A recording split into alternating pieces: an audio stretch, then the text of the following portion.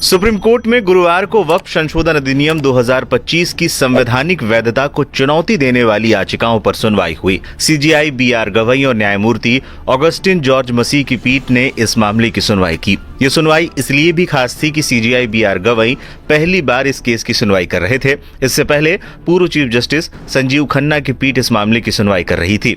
मामले की आखिरी सुनवाई 17 अप्रैल को हुई थी। गुरुवार को हुई सुनवाई के दौरान एसजी तुषार मेहता ने कोर्ट को बताया कि सरकार ने अपना जवाब दाखिल कर दिया है। उन्होंने ये भी बताया कि वक्फ मामले में शीर्ष अदालत द्वारा पहचाने गए 3 मुद्दों पर विस्तृत जवाब दाखिल किया गया है। इस दौरान कोर्ट ने पूछा कि क्या अभी इस केस में अंतरिम राहत के लिए सुनवाई हो रही है। इस पर तुषार मेहता ने कहा कि अगर कोर्ट अंतरिम आदेश पर विचार करे तो उसमें भी ज्यादा वक्त नहीं लगेगा। कपिल सिब्बल ने भी इस दौरान कहा कि किसी भी दिन अंतरिम राहत पर सुनवाई हो सकती है और इसमें ज्यादा से ज्यादा 2 घंटे लगेंगे। सुनवाई के दौरान वकील विष्णु शंकर जैन ने कुछ ऐसी मांग रखी जिसे सीजेआई ने तुरंत खारिज कर दिया। यहां तक कि एसजी तुषार मेहता ने भी इस पर आपत्ति जताई। सभी याचिकाएं मुस्लिम पक्ष की हैं। क्या ये ध्रुवीकरण की छाप नहीं देगा? हस्तक्षेप की अनुमति दें। सीजेआई, ये संभव नहीं है। इस तरह तो हम शुरू करने की स्थिति में भी नहीं होंगे। विष्णु शंकर जैन, 1995 के अधिनियम को भी चुनौती दी गई है। वक्फ ट्रिब्यूनल जो असंवैधानिक है वो अभी भी है। एसजी तुषार मेहता, मिस्टर जैन, आप मुद्दे को भटकाइए मत।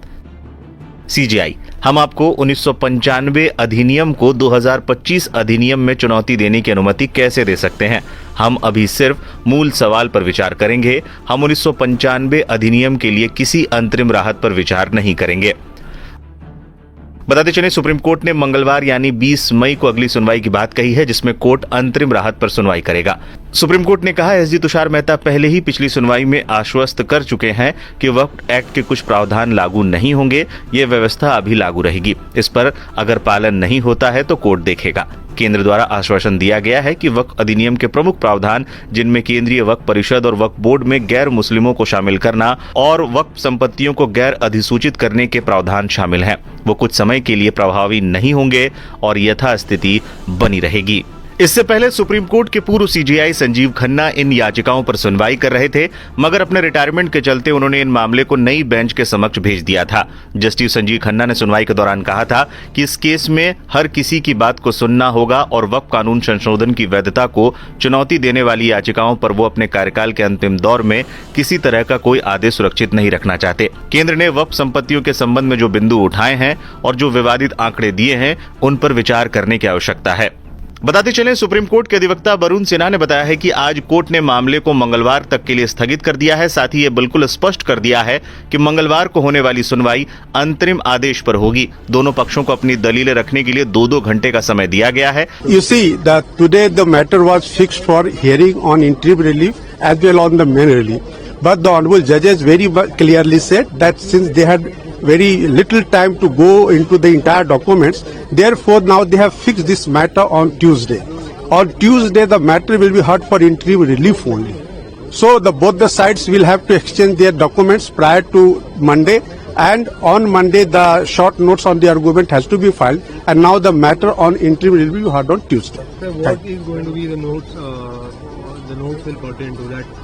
You see the arguments, the notes of argument will pertain to the submissions related to interim relief of the Amendment Act.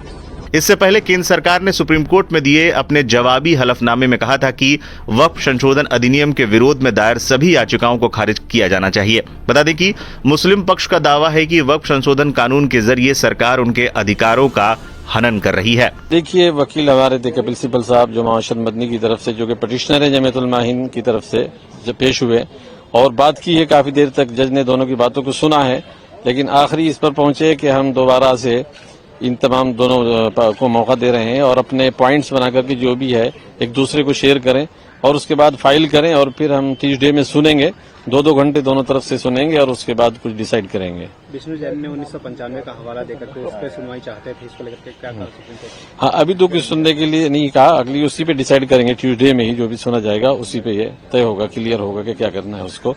लेकिन उम्मीद ये है कि हमें जिस तरीके से जज साहब ने इसको बगौर सुना है और उसको तवज्जो से सुना है और आगे भी 2-2 घंटे का मौका दिया है कि इसमें फिक्रमंद है वो इसको लेकर के, और जो ज़ाब्ता और उसूल है और जो गैर दस्तूरी तरीके पर जिस तरह से कानून को इन्होंने पास किया है उस कानून के खिलाफ और हमारे हक में फैसला आएगा इंशाल्लाह। लग रहा है कि राहत मिलेगी अभी नहीं? बिल्कुल उम्मीद है, हमें राहत मिलेगी, हमारी उम्मीदें अदालत से वाबस्ता हैं और उम्मीद है कि जरूर राहत मिलेगी इंशाल्लाह। सुप्रीम कोर्ट ने जो अभी तक रोक लगा रखी थी सरकार को, वो रोक अभी जारी रहेगा? वो अभी जारी रहेगी, तब तक के लिए रुक हमारे जाएगी। चैनल के साथ जुड़ने के लिए सब्सक्राइब करें और बेल नोटिफिकेशन दबाना ना भूलें।